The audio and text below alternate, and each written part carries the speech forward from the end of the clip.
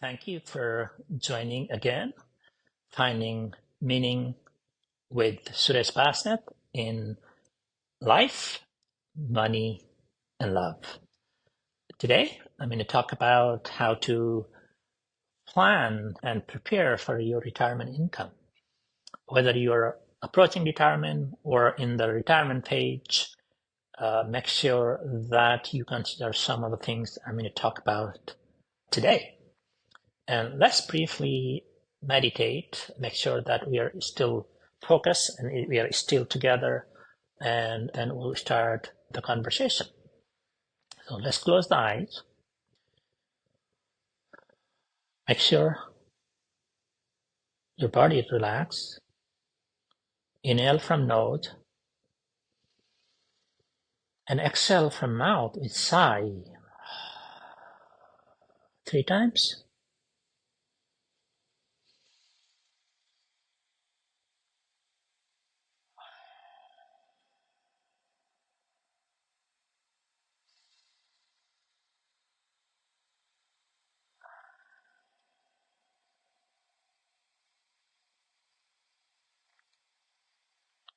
Today, we'll be talking about important topic about the next phase or the next chapter of our life, retirement.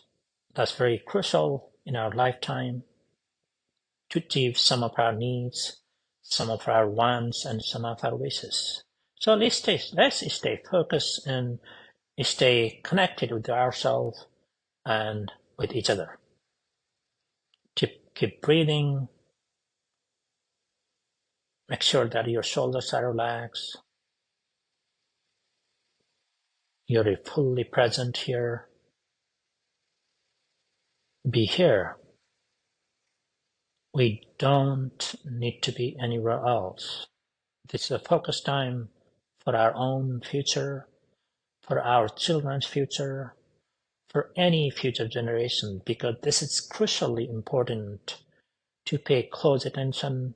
But before you pay close attention, be fully present and relaxed so that you can actually be here with us, with our information, with our communications, so that we obtain the maximum relevant information in this short period of time. So stay focused. Feel your body from top to the toe. See how you're feeling. Is it tense? Is it relaxed? It's anxious or not stillness. Just feel the breath in your body. I'll breathe 3 times again.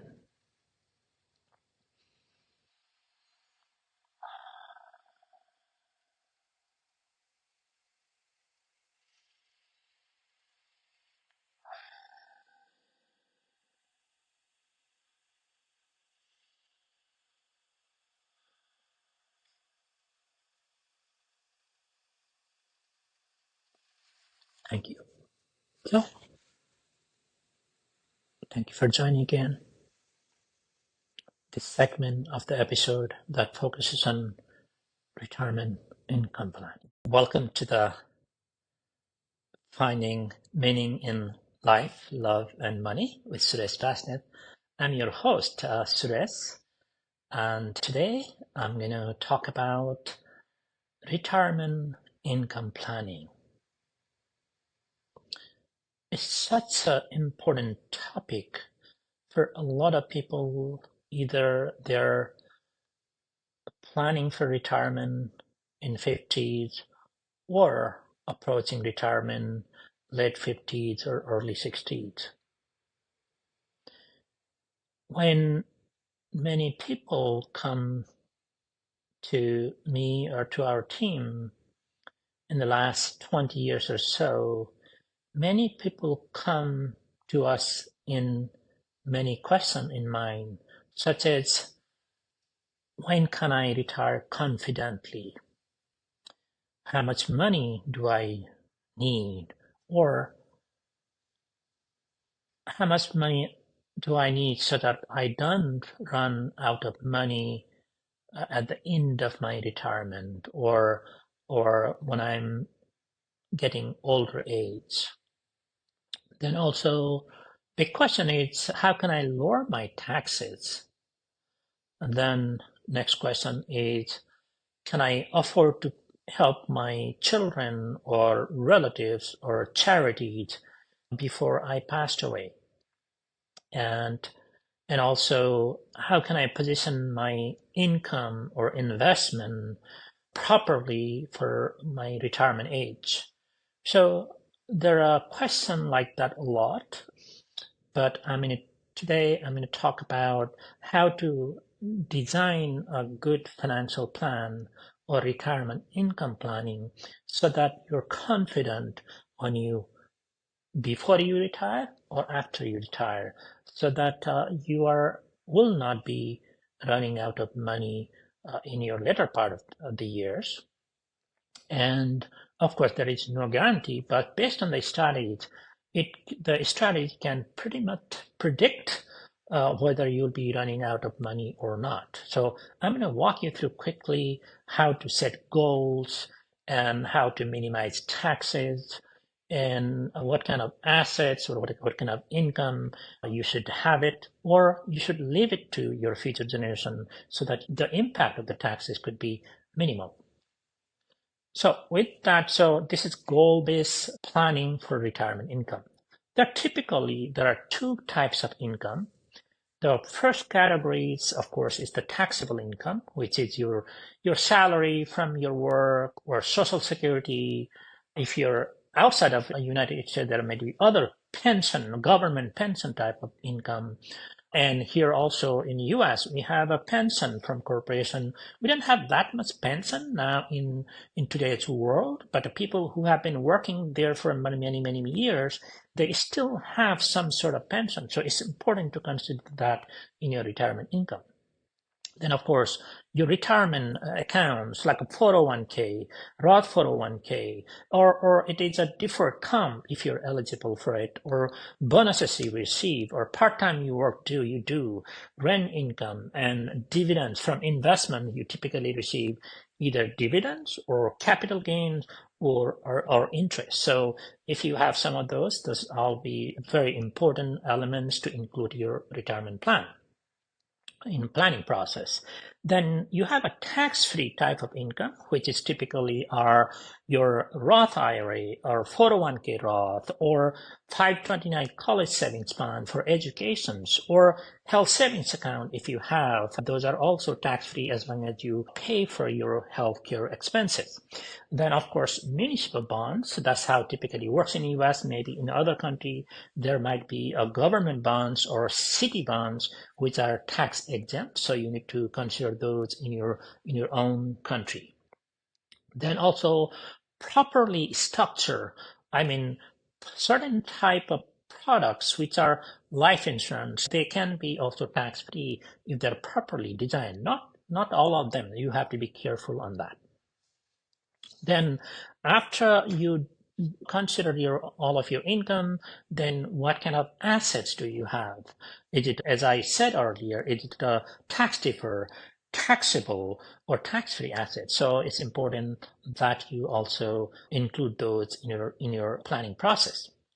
Typical financial plan will have goals, typical goals, typical people have it, something like this, this is, for example, how this is something like that.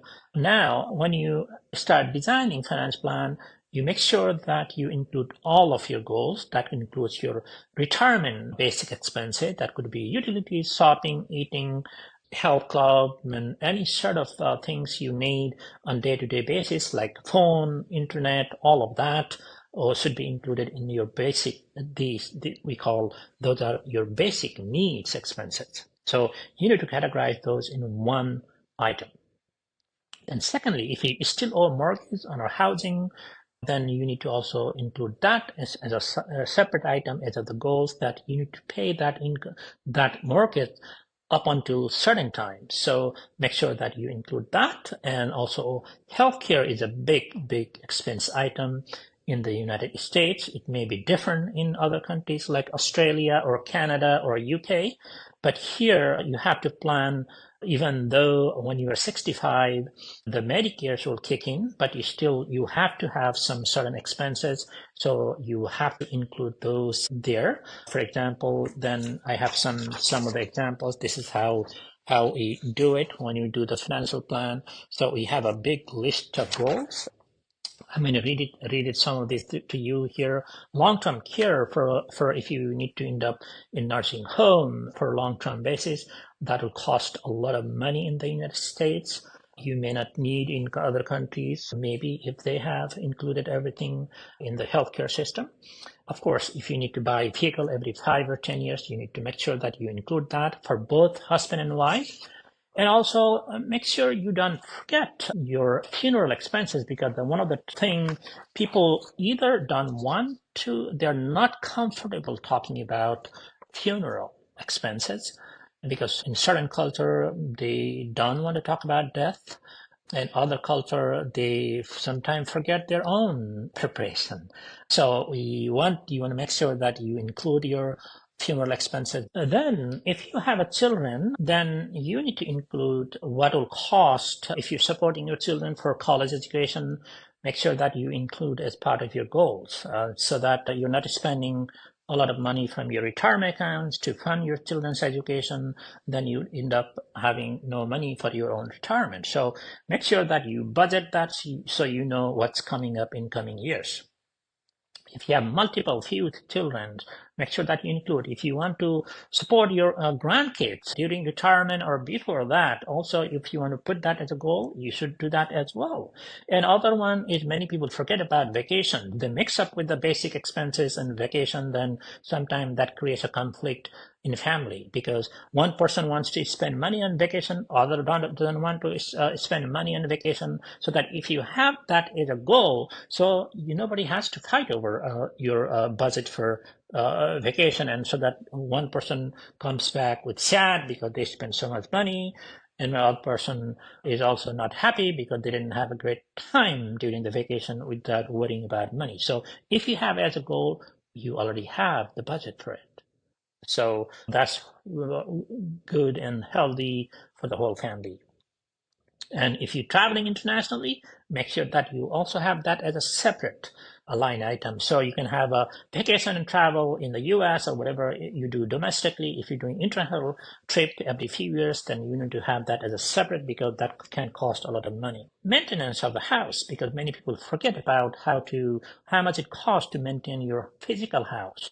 Typically, it can cost you $1,500 to $3,000 depending on type of house you have or how old the house is. So make sure that you also have that as a goal. For example, we have here sometimes different goals for 15,000 or 12,000 or 6,000 or 55,000 vehicles. So it all depends on each family is different. If you want a summer vacation or home away from home for a few months in a year, or you want to buy a condo, then you also have that separate item as either as a mortgage, or if you're renting, then also as the rent expenses. And other thing many people forget, you know what? The children's wedding expenses. Many people don't even plan for that. So there is a lot of surprises when their children get married. So make sure that if you have a one child or 3 children or 5 children, have a budget. Either typically in the US, daughters usually get more money than son for weddings. So that typically here could be anywhere between 10,000 to 20,000 for daughter and 5,000 to 10,000 for sons typically. Of course, that totally depends on each family. If you have a goal for grandchildren's education, make sure that you indicate that as well. And also, if you have any charitable interest and so want to support local temples or churches or any charities that really represents your value and you deeply care about it, make sure that you have that as a goal. For example, we have a goal here for one of our client for donation for university. Each year they're planning to give $1,000. Some people do 10,000 a year. So it depends on everybody. Sometimes might do only $100 a year. So it's completely up to you and to your family. And some people want to do international projects. So mission project, make sure that you list all of the goals, then test it with your resources, how much money you have saved investment wise, how much money income you'll receive from different sources like pension, social security in the US, and retirement accounts from other sources. Then you once you calculate all the income sources and asset and how much the investment return will be from those assets, then you kind of the program will calculate what are your all the expenses included and what are your income, and then it will calculate. And also make sure that you categorize those goals, as I mentioned, as under one will be under need, that you must have it during your retirement, just the basics, housing, food, all the basic stuff. So those are under need categories. Then the next step will be you create a want categories.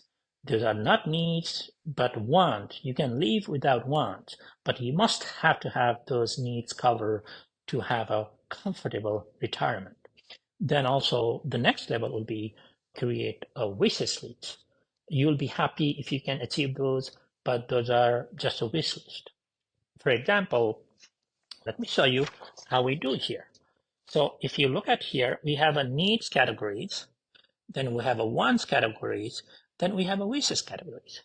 And if we look at here, when we tested our plan with their goals and with their income and assets, they're able to afford everything is listed from needs.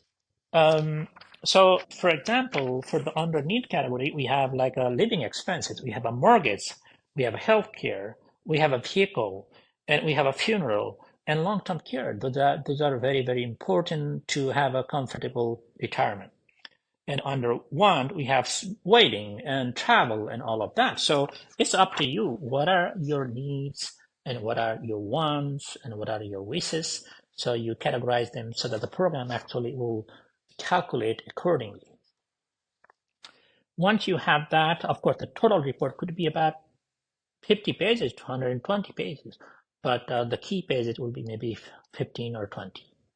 I'm going to show you, once you have all of that together and calculate, it will give us a pretty good idea how much, what will be your confidence zone. That means what are the chances you will be able to receive all the income from different sources to satisfy all of your expenses so that you will not run out of money. So the confidence zone is anywhere between 95 to 99.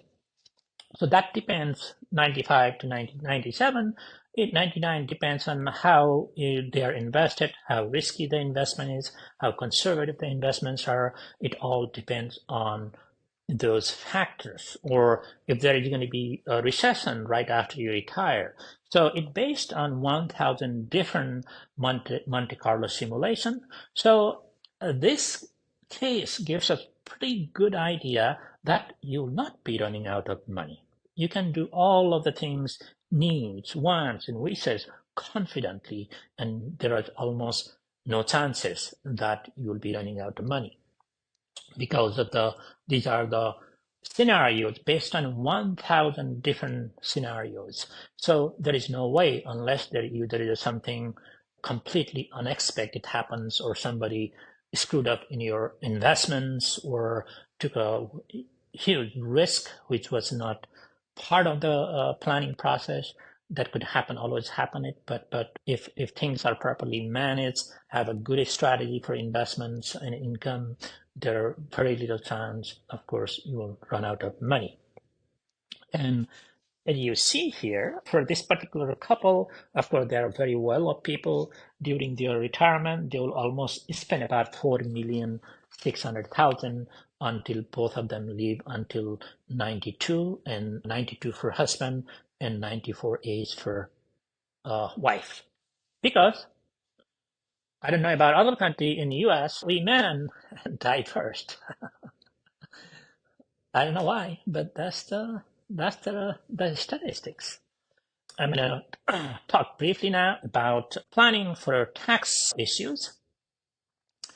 There are many ways you can plan for your taxes efficiently, meaning that how to lower your taxes if possible. There are many ways to do it, either during your retirement or even before your retirement, even now, even you're 45 or 55, you can use some of those strategies. I'm going to give you some examples how you can save a lot of taxes, and you can pass those tax-free assets to your children or any other beneficiaries who may inherit your money. So there are multiple ways because you have to plan when you want to start your social security income, and you need to plan when you want to start withdrawing from your retirement investments, and also a sequence of money. Would you take out more taxable income first, or taxable you will withdraw from taxable asset first or tax-free asset first? That part of the planning, because there is not like a solid one fits all answer here. So depending on when you start your social security income, then do you have a tax deferred 401k or IRA or tax-free, and do you receive any deferred comp? Do you receive any income, pension income? So all those factors will play a huge role. So it's important to compare on that you have strategies and implement those strategies based on what should be the right strategies for you and for your family.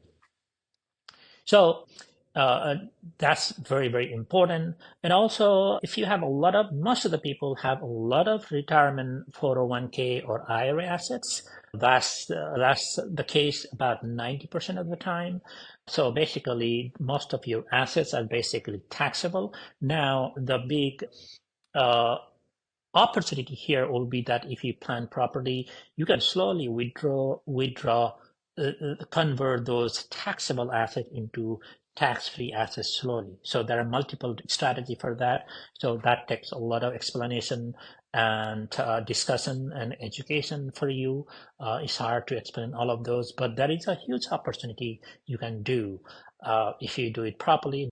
So if you properly plan strategies about the sequence of withdrawal from different investments or asset class, you could significantly reduce your taxes and also increase your tax-free assets, which many people miss that opportunity because they don't have the proper professional working with them.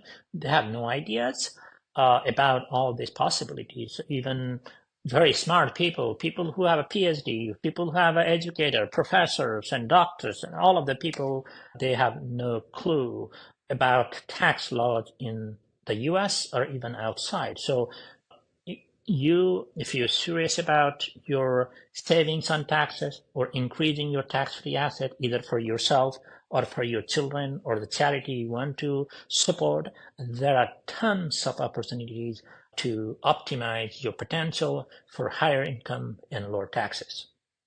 So let me give you some example how it can impact your.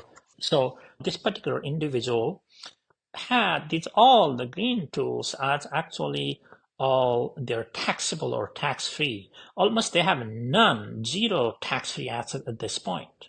So they have almost $3 million. Now, if they do what we advise to do it, which actually they're already doing it for 3 years, they can significantly lower their taxes. And it can turn out more into all the tax-free assets. So, for example, how you do it is basically, this is a complicated chart, but I just want to give you a visual effect of it. So you slowly start transferring or converting some of the taxable assets into tax-free assets over the years. And that could save tons of money over many years. Talking about this chart is pretty much dark blue or light blue. That means all of their income or assets are taxable. There is almost none of its tax-free assets. After recommending all the different kind of strategies, This is if they follow properly, potentially they can turn most of the investment taxable asset or income to tax-free over the years.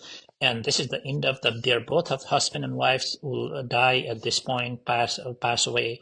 Then the rest of the money will transfer to their children, or in this case, particularly to their children. So most of the children will be passed to their children will be tax-free assets. It depends on not to misinform you that not in all case scenario you'll be able to transfer or convert into from taxable to tax-free. But if you do, you could do most of the asset turn into more tax-free basis, depending on the time horizon, depending on your age, and when did you start the planning process, and how much tax you want to pay now versus how much tax you want to pay later.